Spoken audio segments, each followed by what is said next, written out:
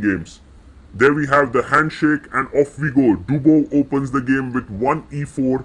Vidit takes his time. Generally, he goes for e5 and today is no different. Knight to f3 comes out and Vidit will play knight f6.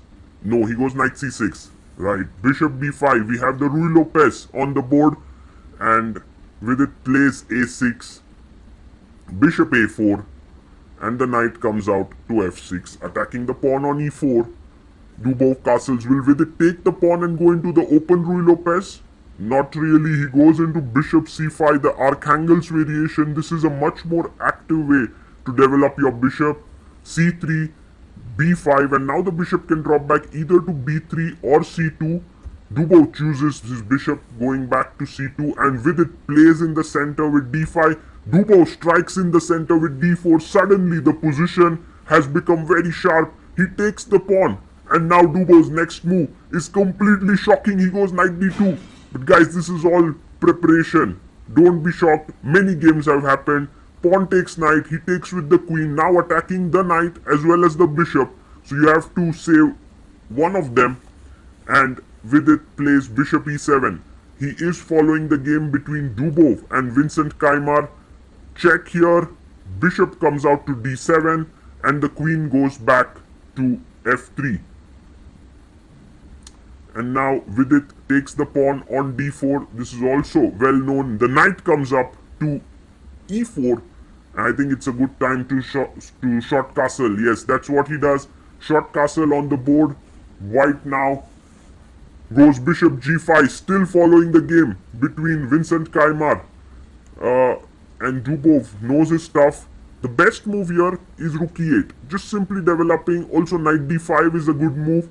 So Vidit has many moves to equalize here. He's played well in the opening, but this is the first move where he is kind of out of his theory. He pushes his pawn to c5 and it's not the best move because now Dubove has a chance to take on f6 with his bishop, deflect this bishop and chop off the pawn, and that's what he does. He takes on f6. Is this surprising for Vidit? Well, maybe he expected it. He takes here on f6 and Dubove takes the pawn on c5. Now, it's still around equal. You can play your queen here or here. But he goes rook e8 and now that's a big mistake. The point is, after knight takes bishop, queen takes, you have bishop e4 hitting the rook. Wherever the rook goes, there's bishop c6. And if you go rook c8 trying to stop this, there's bishop f5 winning here. So, this is actually a losing move. But Dubove makes a mistake. He takes the pawn and Vidit saves himself. Now the position is closer to equality, although white is still in a pleasant situation. The d pawn is hanging right now and Dubove needs to save it. He takes his time for a bit. One of the ideas is still to go bishop e4, hitting there, hitting the rook on a8. But he goes rook to e1. He brings his rook on e1 and Vidit now can actually equalize by taking the pawn and he does so. Good move there by Vidit Gujarathi. Black is back in the game. And if Dubove takes here on e6, he must take with the rook. It's a better move. No, he takes with the pawn. Perhaps not the best because more pieces on the board, the more attacking chances for white. Rook a d1, good move. Now the thing which you will notice is that white has the light squared bishop while black has the dark squared bishop. While it's opposite colored bishops and in an endgame could lead to drawish positions, in the middle game, the light squares are weak. And that's what now Dubove can take advantage of by bringing his queen to h5 and actually creating some massive threats there. He goes queen h5, good move. Now, good or bad, Vidit must do this.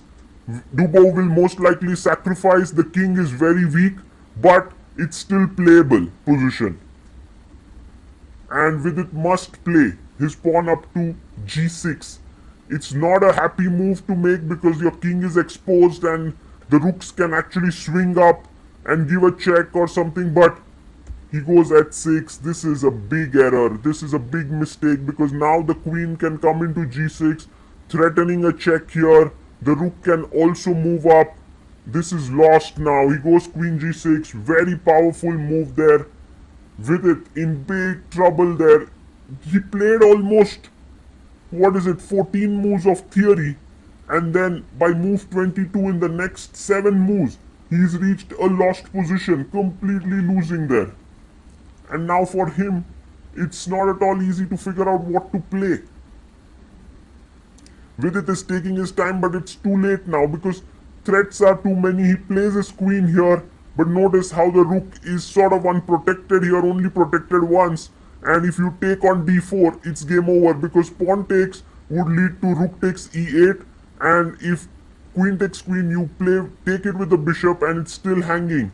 So it's a completely lost position.